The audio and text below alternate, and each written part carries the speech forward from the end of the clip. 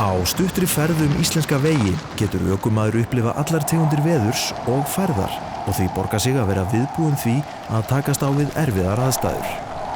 Samgöngustofa vill hvetja ökumenn til að hafa í huga eftirfarandi atriði varðandi akstur að vetri til. Það mikilvægt að hjólbarðar séu góðir heilsárs eða vetrahjólbarðar með gripgóðu mynstri, réttum loftþrýstingi og að þeir hæfi aðstæðum.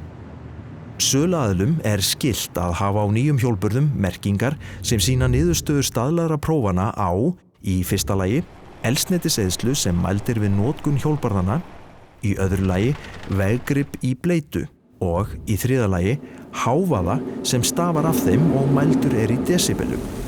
Hafa ber í huga að ekki mælt veggrip, stýring og hröðun við vetraraðstæður heldur aðeins á blautum vegi. Með því að tjöruhreinsa dekk reglulega yfir vetrartíman eykst veggrip þeirra mikið.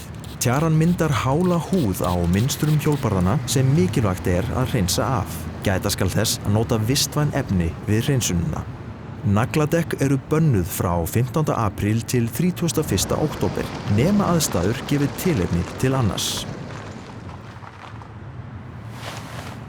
Með því að smyrja læsingar má koma í veg fyrir að þær frjósi. Einnig gott að bera varnarefni eins og til dæmis silikon á þéttilista á hurðum svo þær festist ekki. Það borgar sig að fara reglulega með bifreiðina í smurningu þar sem meðal annars gerð athugun á frostlegi, á kælivatni og rúðuvökva. Þess skal gætt að hreinsa snjó vel af öllum bílnum, sérstaklega af rúðum, speglum og ljósum og öll ljósin eiga að vera í lagi. Það að bílinn sé hreinn og bónaður einfaldar mjög þessa vinnu og tryggir betri árangur.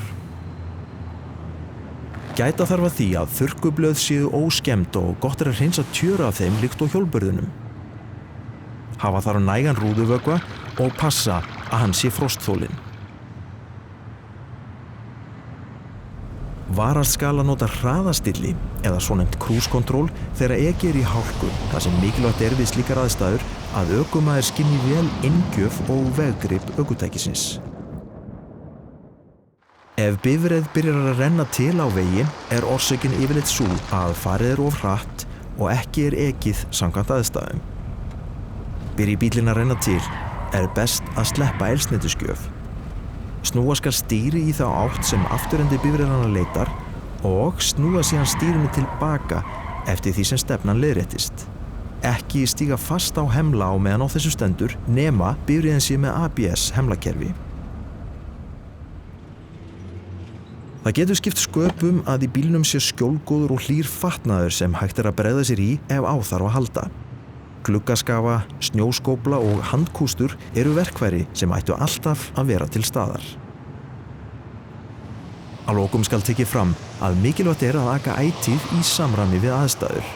Stilla þarf hraða í hóf þegar ekið í hálku og snjó og brýnt að haft sér nægjanlegt bil á milli bíla.